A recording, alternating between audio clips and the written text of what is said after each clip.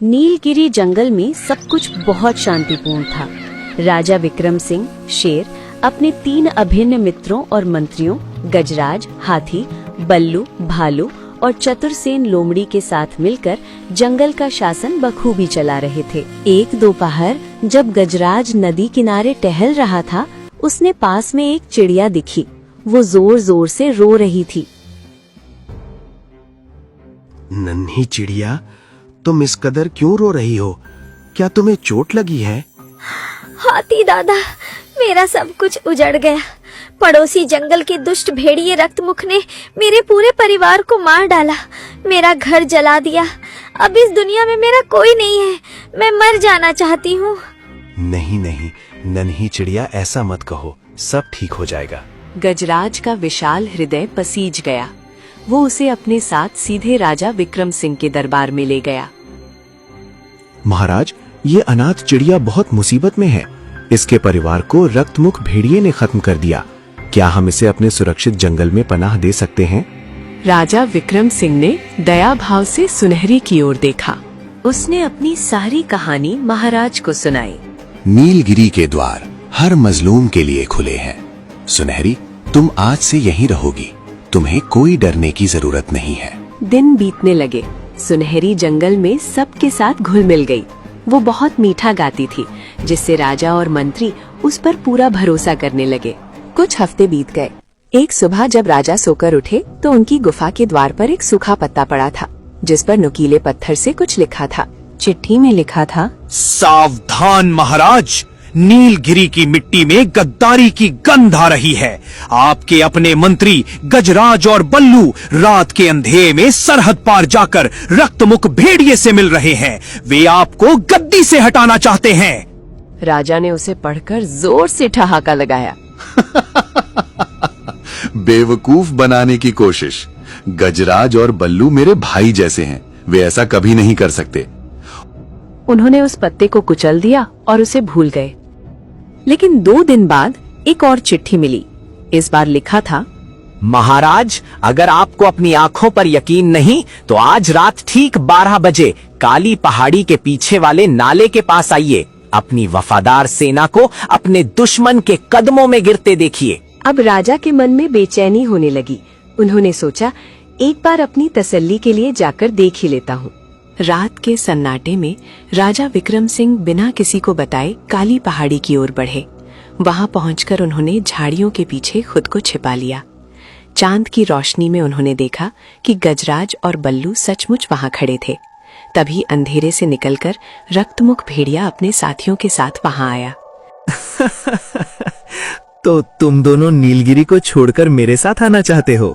खबरदार रक्तमुख, हम यहाँ तुम्हें चेतावनी देने आए हैं। हमारे राजा विक्रम सिंह की ओर आंख उठाकर भी मत देखना, वरना हम तुम्हें कुचल देंगे। शेर बहुत दूर था। उसे केवल उनके होंठ हिलते दिख रहे थे और रक्तमुख की हंसी सुनाई दे रही थी। उसे लगा कि उसके दोस्त सच में गद्दारी कर रहे हैं। धिक्कार है, मतलब वो चिट्ठी सच थी। ये मेरे अपने ही मुझे धोखा दे रहे हैं। राजा बिना कुछ कहे वापस अपनी गुफा में आ गए और गहरी उदासी और गुस्से में डूब गए। अगले दिन से राजा का व्यवहार पूरी तरह बदल गया। वे ना तो शिकार पर निकले और न ही दरबार लगाया। वे बस अपनी गुफा के अंधेरे कोने में बैठे रहते। महाराज, क्या बात है? आज सभा में सब आपकी प्रतीक्षा कर रहे हैं। क्या आपकी तबीयत ठीक नहीं है? मुझे अकेला छोड़ दो गजराज, मुझे किसी से बात नहीं करनी। और हाँ, आज से तुम्हें और बल्लू को मेरी सुरक्षा में रहने की जरूरत नहीं है। गजराज दंग रह गए। उन्हें समझ नहीं आ रहा था कि महाराज को अचानक क्या हो गया। कुछ दिनों तक यही चलता रहा। जब भी वे बात करने की कोशिश करते, राजा उन्हें झिड़क देते या नजरअंदाज कर देते। चतुरसेन भाई, महाराज हमसे ऐसे बात कर रहे हैं जैसे हम उनके दुश्मन हों। आखिर हमसे क्या गलती हुई? पता नहीं महाराज को क्या हो गया है। वो तो हमारा चेहरा भी नहीं देखना चाहते हैं। लोमड़ी भी चुपचाप बैठी सोच रही थी। महाराज को आखिर हो क्या गया है? पहले तो हर बात ध्यान से सुनते थे, हर समस्या का हल निकालते थे, लेकिन अब तो जैसे वो किसी और ही दुनिया में खो गए हैं। अगर ऐसा ही चलता रहा तो हमारा जंगल मुसीबत में पड़ जाएगा। उसने देखा सुनहरी चिड़िया जंगल की सीमा से बाहर की तरफ जा रही थी। ये तो सुनहरी चिड़िया है, लेकिन ये इतनी रात को कहाँ जा रही है? कुछ तो गड़बड़ है। वो बिना आवाज किए धीरे धीरे उसके पीछे चलने लगी।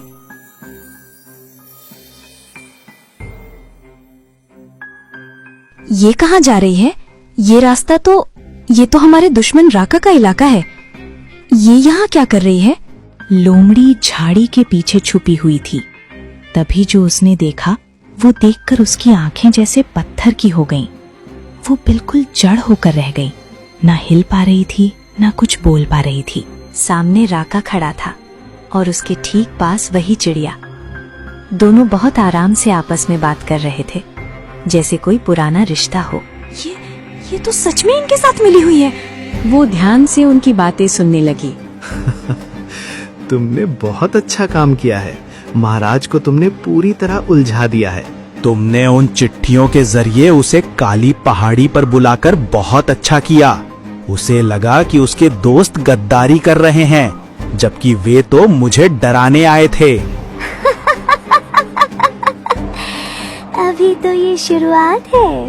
कुछ ही दिनों में पूरा जंगल आपस में लड़ने लगेगा और फिर राज तुम्हारा होगा। और जब जंगल बिखर जाएगा तब कोई हमें रोकने वाला नहीं बचेगा। ये सुनकर लोमड़ी का दिल बैठ गया। अब उसे सब समझ आ रहा था। महाराज का बदलता व्यवहार, जंगल की बढ़ती परेशानियां, सब कुछ एक सोची समझी साजिश थी। और उस साजिश का हिस्सा थी वही चिड़िया, जिस पर किसी को शक भी नहीं था। वो तुरंत भागकर गजराज और बल्लू के पास पहुंची। गजराज, बल्लू, अनर्थ हो गया। जिसे हमने अपनी गोद में खिलाया वही हमारे घर में आग लगा रही है। वो सुनैली, वो रक्तमुख की जासूस है। क्या? ये तुम क्या कह रही हो? और महाराज को लगता है कि हम सब उस रक्तमुख भेड़िए से मिले हुए हैं। उन्हें सारी बात बताई। क्या? वो नन्ही सी जान, मैं अभी जाकर उसका गला दबा देता हूँ। नहीं बल्लू, रुको। अगर हमने अभी उसे मारा तो महाराज कभी हमारी वफादारी पर यकीन नहीं करेंगे। हमें उसे रंगे हाथों पकड़कर महाराज के सामने उसका असली चेहरा लाना होगा।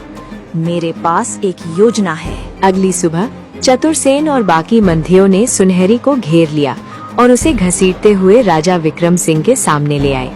चतुरसेन, ये क्या बदतमीजी है? एक बेसहारा चिड़िया के साथ ऐसा बर्ताव। महाराज, ये बेसहारा नहीं बल्कि मौत की सौदागर है। सुनहरी, अब भी वक्त है, सच उगल दे, वरना बल्लू का एक पंजा तेरा नामो निशान मिटा देगा। नहीं, मुझे मत मारो, मैं सब सच बता दूंगी। हाँ महाराज, मैंने ही आपको धोखा दिया। रक्तमुख ने मुझे भेजा था ताकि मैं आपकी और आपके मंत्रियों की दोस्ती तोड़वा सकूं। वो रात का दृश्य, वो चिट्ठियाँ, सब मेरा बुना हुआ जाल था। राजा विक्रम सिंह के पैरों तले जमीन खिसक गई। उनका चेहरा गुस्से से लाल हो गया। बस, बहुत हुआ छल और कपट। गजराज, बल्लू, आज नीलगिरी की मिट्टी को गद्दारों के खून से धोना होगा। चलो मेरे साथ। राजा विक्रम सिंह ने रक्तमुख पर हमला करके उसकी गर्दन दबोच ली। विक्रम सिंह, मुझे छोड़ दो, मैं वापस चला जाऊंगा। गद्दार और हमलावर के लिए नीलगिरी में केवल मौत का स्थान है। एक ही झटके में राजा ने रक्तमुख का अंत कर दिया। जंगल भेड़ियों के आतंक से मुक्त हो गया। वापस दरबार में लौटकर राजा ने कांपती हुई सुनहरी की ओर देखा। सुनहरी, तुमने हमारे विश्वास और दया का गला घोंटा है। मौत भी तुम्हारे लिए छोटी सजा है। सैनिकों, इस चिड़िया को लोहे के पिंजरे में कैद कर दो और इसे ऐसी जगह रखो जहां ये कभी सूरज की रोशनी न देख सके। इसे इसकी गद्दारी की सजा तिल तिल कर मिलनी चाहिए।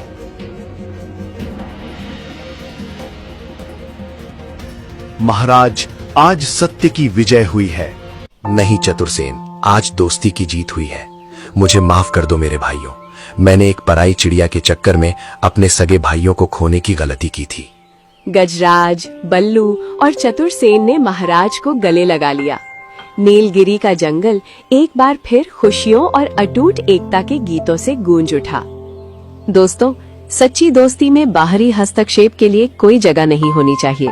सुनी सुनाई बातों से ज्यादा अपनों के चरित्र पर भरोसा करना जरूरी है। दोस्तों, हम रोज मेहनत करके आपके लिए कहानियां बनाते हैं, लेकिन कई लोग बस देखकर चले जाते हैं। अगर आप चाहते हैं कि हम हिम्मत ना हारें, तो प्लीज सब्सक्राइब जरूर करना।